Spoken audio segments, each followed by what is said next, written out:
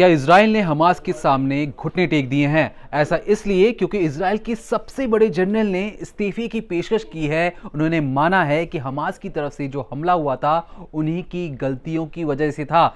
दरअसल lieutenant general Herzi Helvi इन्होंने प्रधानमंत्री के सामने लेटर लिख के कहा है कि 7 अक्टूबर 2023 को हमास की तरफ से जो हमला हुआ था, जिसमें लगभग 1100 इजरायलियों की जो मौत हुई थी, उनमें उनकी सेना की विफलता के कारण ऐसी चीजें हुई थी। दरअसल जनरल से कहा गया था कि आप 30 जनवरी 2025 तक एक रिपोर्ट बनाकर बताएं कि इसमें किस जनरल की, किस ऑफिसर की और किन किन वजहों से ये हमला हुआ था, कहां चूक हुई थी। लेकिन 30 जनवरी 2025 आने से कुछ ही दिन पहले वो इस्तीफा दे देते हैं, लेकिन कहते हैं साथ ही साथ कि वो आने वाले वक्त में जो इजरायली फोर्सेस हैं उन्हें और ज्यादा मजबूत करने में ज्यादा काम करेंगे। लेकिन ऐसे में जब हमास ने हाल ही में एक बंधक को छोड़ने के लिए, एक इजरायली बंधक को छोड़ने के लिए 33 फिलिस्तीनियों की छोड़ने की जो मांग रखी थी, उस डील को करवाने में भी इन्हीं जनरल का सबसे बड़ा हाथ था। लेकिन इजराइल में कई लोग इससे खफा थे। वो मान रहे थे कि इजराइल ने हमास के सामने घुटने टेक दिए हैं, इसलिए हमास पर हमला ना कर कर इजराइल अब बातचीत में लगा है। इजराइल अपने एक बंधक को छुड़वाने के लिए लगभग 30 से ज्यादा फिलिस्तीनी बंधकों को छोड़ने की पीछे लग चुका है। अब लेकिन जनरल का यह भी कहना है कि जो उनके एजेंडे में जब वो इस्तीफा दे देंगे, उनका कहना है कि वो 6 मार्च 2025 तक इस्तीफा दे देंगे। लेकिन उससे पहले 6 मार्च 2025 से पहले वो 94 बंधक जो इजरायली बंधक हमास के कब्जे में हैं, उन्हें किसी भी तरीके से वापस लाना चाहते हैं। उनका यह भी कहना है कि अगर सरकार चाहे तो गाजा में जो हमास का राजनीतिक नियंत्रण है उसे बिल्कुल उखाड़ फेंकने की तैयारी में है। बस सरकार की तरफ से हां हो तो बस वो आगे बढ़कर अपनी सेना की मदद से वहां पर हमास की जो राजनीतिक नियंत्रण है उसे उखाड़ फेंकेंगे। लेकिन साथ ही साथ उन्होंने ये भी कहा कि वो इस्तीफा तो दे रहे हैं, वो मान रहे हैं कि उनसे गलतियां हुई थी और हमास ने जो हमला किया उसमें जिस तरीके से इजरायली नागरिकों की जो मौत हुई उसमें वो अपनी गलती मान रहे हैं। लेकिन साथ ही साथ उन्होंने बहुत सारे दावे किए। उन्होंने कहा कि वो एक अच्छे और सक्सेसफुल जनरलों में से एक हैं। ऐसा इसलिए क्योंकि उन्होंने कहा कि जिस तरीके से हिजबुल्लाह के जितने भी आतंकी थे उन्हें मार गिराया है, एक तरीके से टेक्नोलॉजी का इस्तेमाल कर ये भी उन्हीं की बदौलत था। दूसरी चीज उनका ये भी कहना है कि असद सरकार को उखाड़ फेंकने में इजरायली फोर्सेस का बहुत अहम भूमिका थी, जिसकी प्लानिंग स्ट्रेटेजी बनाना भी इन्हीं के एजेंडे में था। तीसरी जो चीज है कि मिडिल ईस्ट में जो जितने भी अलग अलग तरीकों से इजराइल पर हमला करने की जो कोशिशें थी उन्हें नाकाम करने के लिए जनरल की जो प्लानिंग थी वो अच्छी तरीके से कारगर साबित हुई है। चौथी जो सबसे अहम चीज है, इजराइल जिसे अपना नंबर 1 दुश्मन मानता है वो है ईरान की नाक में दम करना, ईरान की सारी मिसाइल अटैक को फेल करना, ईरान की न्यूक्लियर साइट्स पर हमला करना, ईरान को रोक के रखना। जनरल ने ये सारी चीजें कही कि एक साथ वो कई फ्रंट्स में लड़ाई कर रहे थे, हमास से लड़ाई करना, हिजबुल्लाह से लड़ाई करना, ईरान की नाक में दम करना, ईरान को रोक के रखना और मिडिल ईस्ट में जितने भी जो प्लानिंग या जो दुश्मन थे उनको नाकाम करना। इन सब चीजों की प्लानिंग को साथ ही साथ कर रहे थे। लेकिन इसके बावजूद वो ये मानते हैं कि हमास ने जो 7 अक्टूबर 2023 को जो हमला किया उसमें सिर्फ और सिर्फ उन्हीं की सेना की गलती थी, उन्हीं की गलतियों की वजह से ये सारी चीजें हुई हैं। इसका मतलब साफ तौर पर है कि इजराइल की सबसे बड़े जनरल, सबसे बड़े योद्धा ने अपने घुटने टेक दिए हैं और माना है कि उन्हीं की गलतियों की वजह से ये सारी चीजें हुई थी। लेकिन फिलहाल के लिए जो बातचीत का जो दौर चला है, उस बातचीत के दौर में यह फैसला हुआ है कि जो इजरायली बंधकों को छोड़ने के लिए कम से कम 33 फिलिस्तीनियों को छोड़ा जाएगा।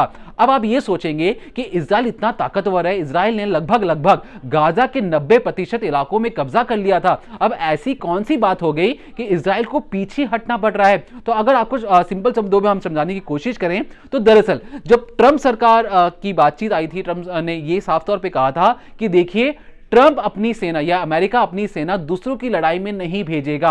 अब जिस तरीके से बेंजामिन नेतन्याहू की सेना को अमेरिका का फुल सपोर्ट था, लेकिन ट्रंप ने यह भी कहा था कि मेरे शपथ लेने से पहले हमास को सारे जितने भी इजरायली बंधक थे उन्हें छोड़ना पड़ेगा। अब यहां पर हमास के पास भी दबाव, यहां पर बेंजामिन नेतन्याहू के पास भी दबाव कि किस तरीके से ट्रंप गुस्सा ना हो, ट्रंप खुश रहें, इसलिए क्योंकि आने वाले वक्त में अगर बेंजामिन नेतन्याहू गाजा पर हमला जारी रखते हैं तो हो सकता है कि अमेरिकी सेना, अमेरिकी पैसा जो इजरायलियों को मिल रहा था, ट्रंप आने वाले वक्त में उन्हें नहीं देते। तो यह सबसे बड़ी वजह मानी जा रही है कि जिस तरीके से ट्रंप ने अपनी बातों से जाहिर कर दिया था कि वो आने वाले वक्त में लड़ाई नहीं होने देना चाहते हैं, वो दूसरी लड़ाई में नहीं पड़ना चाहते हैं, और कहीं ना कहीं यह दबाव काम कर गया। बेंजामिन नेतन्याहू ने ठीक ट्रंप के शपथ से पहले ये मान लिया कि वो अपनी सेना के युद्ध विराम के लिए तैयार हो चुके हैं। जो बंधक हैं उन्हें छोड़ने का फैसला भी कहा गया है, और लगभग 45 दिनों के अंदर, 1.5 महीने के अंदर चरणबद्ध तरीके से 94 इजरायलियों को छोड़ा जाएगा, जिसके बदले जो इजराइल है लगभग 2000 फिलिस्तीनियों को छोड़ेगा अपने 94 बंधकों को छुड़वाने की एवज में। अब आप समझ चुके होंगे कि क्यों इजराइल घुटने टेक रहा है, कि उन्हें लग रहा था कि अमेरिकी उनकी मदद करेंगे, लेकिन अमेरिकियों ने साफ तौर पर मना कर दिया है कि अब आने वाले वक्त में वो पहले की तरह खुलकर पैसों से, हथियारों से आपकी मदद नहीं करेंगे। और शायद इसलिए आप जो तस्वीरें देख रहे हैं कि हाल ही में जो हमास ने 3 इजरायली बंधकों को छोड़ा, जो 3 इजरायली और लड़कियां थी, उनको छोड़कर दिखाने की कोशिश की है कि वो शांति चाहते हैं, अपने लोगों के लिए खुशी चाहते हैं, और इसलिए उन्होंने 3 इजरायली बंधकों को छोड़ने के साथ साथ गिफ्ट्स भी दिया। गिफ्ट्स के अंदर नेकलेस था, सर्टिफिकेट था, और ये बताने की कोशिश थी पूरी दुनिया को कि देखिए हम शांति चाहते हैं। अब ये इजराइल पर डिपेंड करता है कि इजराइल चाहता है कि नहीं चाहता कि शांति बनी रहे या ना बनी रहे। लेकिन आपको ये भी बता दें कि जो इजराइल के डिफेंस मिनिस्टर है, उन्होंने अपनी इस्तीफे की पेशकश की है और कहा है कि जिस तरीके से बेंजामिन नेतन्याहू ने घुटने टेक दिए हैं, ये कहीं से भी जायज नहीं है। इजराइल चाहकर जो 90% इलाके में जो गाजा का जो इलाका था, इजराइल ने उसे कब्जा कर लिया था। अगर इजराइल चाहे तो पूरे गाजा पे कब्जा कर कर जो हमास का राजनीतिक नियंत्रण है फिलिस्तीनियों पर, उससे बिल्कुल काट देना चाहता है, हमास को जमीन चढ़ाना चाहता है। लेकिन बावजूद इसके, इतने सक्सेस पाने के बावजूद अब इजराइल को पीछे हटना पड़ेगा। जो उनकी रणनीति बनी है, जिसमें सीज फायर की जो बातें कही जा रही हैं, बंधकों को छोड़ने के साथ साथ कई मीटर पीछे, कई किलोमीटर पीछे अब इजरायली सैनिकों को आना पड़ेगा, और कहीं ना कहीं हमास फिर से जिंदा होगा, हमास फिर से वापस आएगा, और इजराइल इस चीज को बर्दाश्त नहीं कर पा रहा है। इजरायली सेना ने 2014 के गाजा युद्ध में मारे गए एक सैनिक का शव बरामद किया है, जिसे तब से हमास ने अपने कब्जे में ले रखा था। स्टाफ सार्जेंट ओरोन शॉल के अवशेष इजरायली सेना और शिन बेट सुरक्षा सेवा के गाजा में एक गुप्त विशेष अभियान के दौरान पाए गए। इजरायली मीडिया के मुताबिक यह ऑपरेशन पिछले दिनों उत्तरी गाजा पट्टी पर चलाया गया था, जिसे पूरा करने में लगभग 2 रातें लगी। इजरायल रक्षा बल यानी IDF ने कहा है कि यह अभियान पिछले दशक के खुफिया प्रयासों पर आधारित था, जिसे चल रहे संघर्ष के दौरान बढ़ाया गया था। शॉल के पार्थिव शरीर को वापस इजरायल लाया गया और अबू कबीर फॉरेंसिक इंस्टीट्यूट ले जाया गया, जहां उसकी पहचान की गई, जिसके बाद उसके परिवार को सूचना दी गई। आपको बता दें कि 20 जुलाई साल 2014 को गाजा युद्ध के दौरान गोलानी ब्रिगेड की 13वीं बटालियन के सैनिकों ने M113 बख्तरबंद वाहन में गाजा शहर के शेजैया इलाके में प्रवेश किया। वाहन एक संकरी गली में फंस गया और इसे निकालने के प्रयासों के दौरान हमास के गुर्गों ने एंटी टैंक मिसाइलों से अटैक कर दिया। इस घटना में 7 सैनिक मारे गए, जिनमें शॉल भी शामिल थे। उनका शव हमास के सदस्य घटनास्थल से खींचकर घिसड़ते हुए लेकर चले गए। बेटी की लाश मिलने के बाद अब शॉल की मां का कहना है कि उन्हें कभी नहीं लगता था कि ऐसा हो पाएगा। उन्होंने कहा कि उन्हें लगता था कि ऐसा कभी नहीं होगा, उनके बेटे का शव उन्हें कभी नहीं मिलेगा। वो ये बोलते हुए भावुक हो गई और रोने लगी। इजराइल का मानना है कि गाजा में 98 बंधक हैं। माना जाता है कि उनमें से लगभग आधे जीवित हैं। इनमें इजरायली और गैर इजरायली दोनों शामिल हैं।